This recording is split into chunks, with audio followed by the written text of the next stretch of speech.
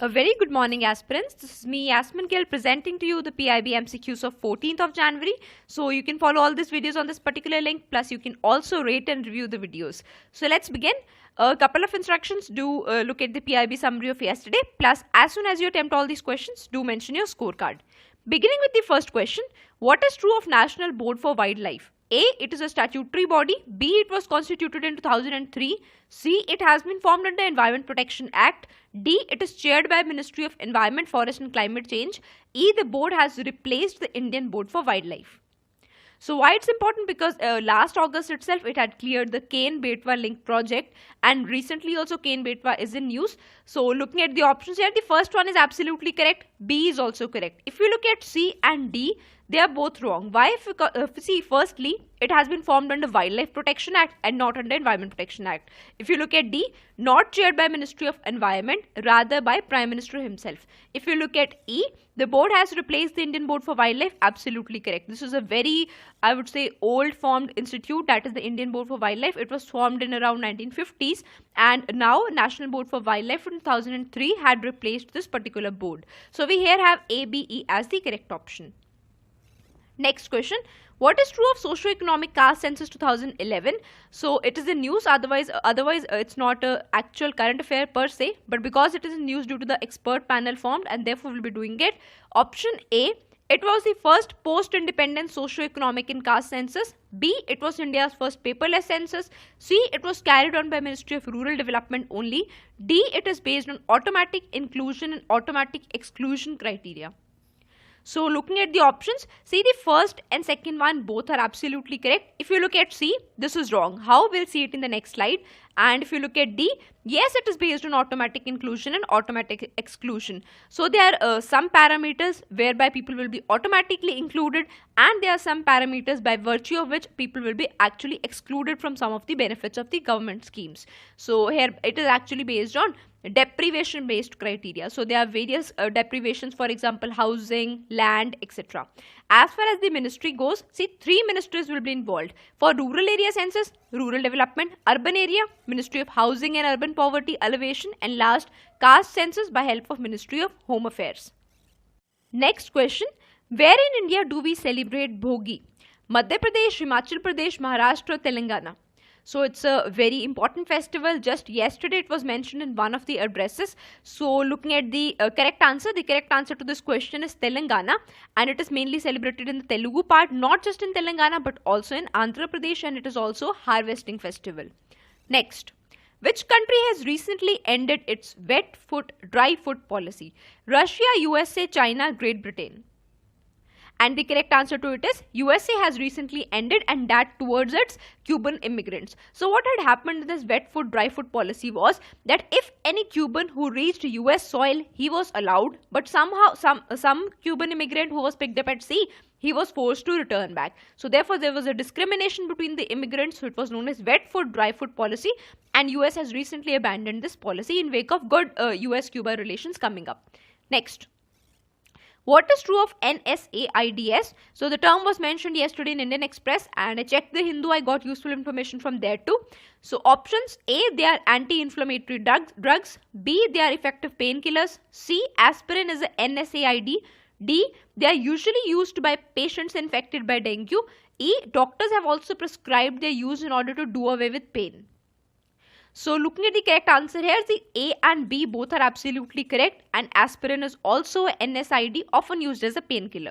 If you look at D, yes, they are usually used by patients infected by dengue and mostly by chikungunya patients, because that causes chikungunya particularly causes a lot of joint pain. So D is also correct. If you look at E, this is wrong. Why? Because doctors do not prescribe the use. Why? We'll look into the next slide. So hereby A, B, C and D are the correct answer. Firstly, going through the full form, it is non-steroidal anti-inflammatory drugs, include drugs such as aspirin, Disprin, Brufen, etc. Also what happens is, see, in dengue people usually get dengue hemorrhagic fever that causes bleeding. So that is one point. Also to avoid the pain, people usually self-prescribe themselves NSAIDs.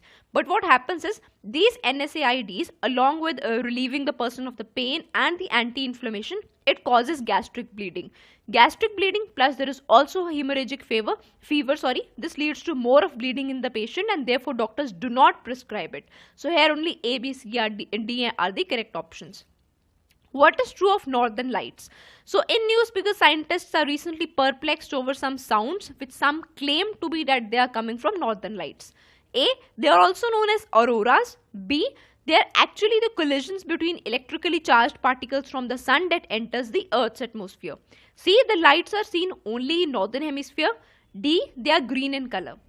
So looking at the correct answer here, see, A and B both are absolutely correct. Due to the collision between the gases which are formed in Earth's atmosphere and the electrically charged particle from sun, these lights actually appear. If you look at C, no, they are not just in northern hemisphere but equally in southern hemisphere as well. If we look at D, though usually when we see the pictures, they are usually green in color, right? But they are not always green. They can be formed in various colors depending upon the composition of the gas particles. So hereby we have A, B as the only correct option. Also, they are known as aurora borealis in north and aurora australis in the south. Next, which among them is true of baboons? So baboons also recently covered by Hindu as well. So what happened was scientists are trying to relate human voices with the baboon. So looking at the correct options here, A, they generally prefer semi-arid habitats like savannas, but some live in tropical forests. B, the baboon does not have a gripping tail. C, it is unable to climb. So looking at the correct answer here, the correct answer is A and B. Yes, they do not have a gripping tail, but even then they climb whenever it is necessary. So we here have only A and B as the correct options. Next, what is true of todas? They are prevalent in Western India. B, they are a pastoral community. C, both of them are correct, or D, none of them is correct. And well, the correct answer to it is only B. Why? Because not prevalent in West, rather in Southern India, particularly towards Nilgiris. Next, what is true of Satriya dance? Something which we briefly covered yesterday. A, the Satriya dance form was introduced by Vaishnava saint Mahapurusha Shankradev. B, Shankradev introduced this dance form by incorporating different elements including local folk dances with his own outlook. C, both of them are correct, or D, none of them is correct.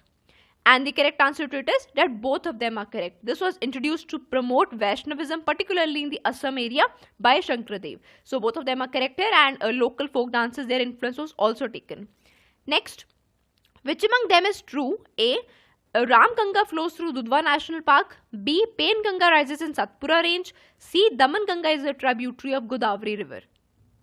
So looking at options here, see the first one, Ram Ganga rises through or flows through Dudhwa National Park is wrong. Why? Because Ram Ganga, it doesn't flow through Dudhwa, rather it flows through Corbett National Park, and it is a tributary of Ganga. If you look at B, Pen Ganga rises in Satpura range. No, it doesn't rise in Satpura range, rather it rises in Ajanta range. Do mention the state from across which the Pen Ganga flows. If you look at C, Daman Ganga is a tributary of Godavari river. So this is also wrong. Daman Ganga is not a tributary of Godavari river. So do mention two very, very important tributaries of Godavari river, and do mention where Daman Ganga flows. So do be careful about all these points, though they may sound confusing at times, but it's very important to understand the differences between them. So here none of them are correct, and these are the correct options given. So that's it for today, friends. If you find the initiative useful, do not forget to rate and review it, and have a great Sunday. Thank you so much.